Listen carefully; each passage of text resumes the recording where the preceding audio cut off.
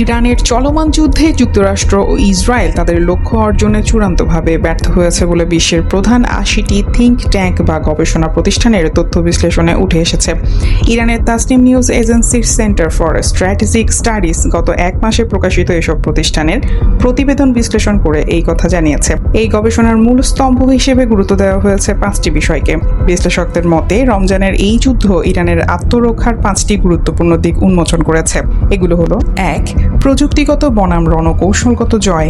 সামরিক প্রযুক্তিতে এগিয়ে থাকায় যুক্তরাষ্ট্র ও ইসরায়েল টেকটিক্যাল বা কৌশলগত কিছু আঘাত হানতে পারলেও স্ট্র্যাটেজিক বা রণকৌশলগত দিক থেকে তারা ব্যর্থ।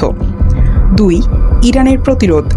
রাজনৈতিক ব্যবস্থা উপড়ে ফেলা, ইরানের প্রতিরক্ষা সক্ষমতা ধ্বংস করা বা দেশটিকে আত্মসমর্পণে বাধ্য করার যে লক্ষ্য যুক্তরাষ্ট্র ইসরায়েলের ছিল তা পুরোপুরি ভেস্তে দিতে সক্ষম হয়েছে তেহরান। ৩. হরমুজ প্রণালীর নিয়ন্ত্রণ। ইরান বুদ্ধিমত্তার সঙ্গে অপ্রতিসম যুদ্ধ চালিয়ে যুদ্ধের নিয়ন্ত্রণ নিজের হাতে রেখেছে। বিশেষ করে হরমুজ প্রণালী দখল এবং সেটি পুনরায় সচল করতে যুক্তরাষ্ট্র ও মিত্রদের ব্যর্থতা ইরানের হাতকে শক্তিশালী করেছে। ৪. ক্ষয়িষ্ণু যুদ্ধ।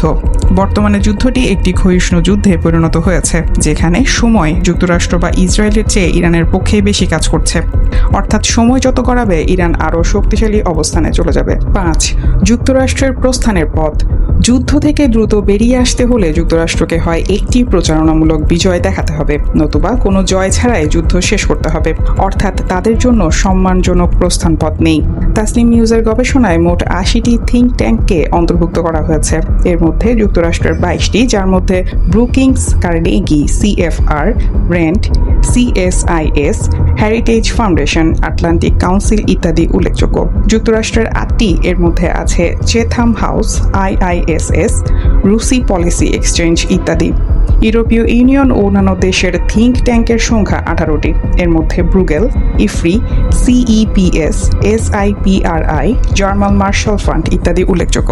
এশিয়ার ৯টি, চীনের সিআইসিআইআর, ভারতের ওআরএফ, জাপানের জেআইআইএ, দক্ষিণ কোরিয়ার কেডিআই ইত্যাদি। এছাড়া world economic forum, international crisis group সহ ১৪টি আন্তর্জাতিক সংস্থা রয়েছে। এর বাইরে কানাডার ২টি, অস্ট্রেলিয়ার ৩টি, ল্যাটিন আমেরিকার ১টি ও আফ্রিকার 3টি শীর্ষ প্রতিষ্ঠান এই তালিকায় রয়েছে। কার্যত সারা বিশ্বের থিঙ্ক ট্যাঙ্কগুলোই এতে অংশ নিয়েছে।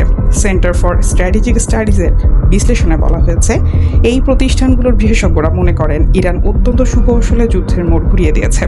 সামরিক শক্তি প্রয়োগের পরও কৌশলগত লক্ষ্য অর্জনই যুদ্ধের সবচেয়ে গুরুত্বপূর্ণ এবং সেই জায়গায় যুক্তরাষ্ট্র ইসরায়েলকে আটকে দিতে পেরেছে ইরান।